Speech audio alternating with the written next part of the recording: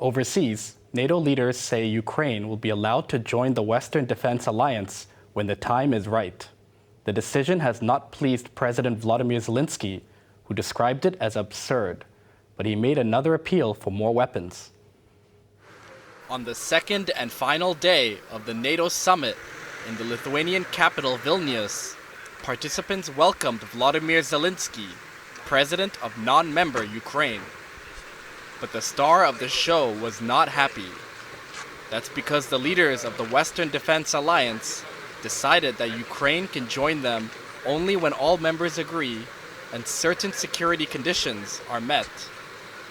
Zelensky expressed on Twitter and to crowds in Vilnius that it was absurd for Kyiv not to be given a quick timeline for membership.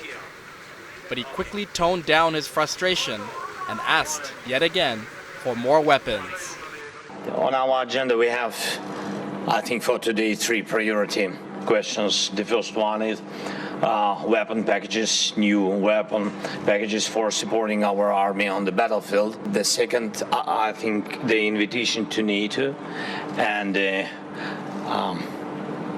we want to be on the same page with everybody. And the third will speak today and fight for this. Its security guarantees for Ukraine on the way to NATO. NATO roped in some non-members, including Japan, Australia, and South Korea, for discussions on supporting Ukraine in its war against Russia.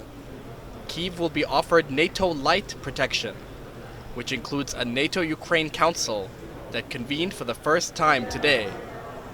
It will be a platform for Kyiv and the alliance to consult and make decisions together.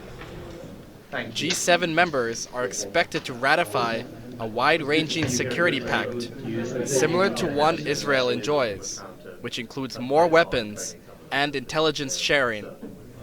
The Consolation package gives Zelensky Western support and more weapons. Whether he'll be satisfied remains to be seen.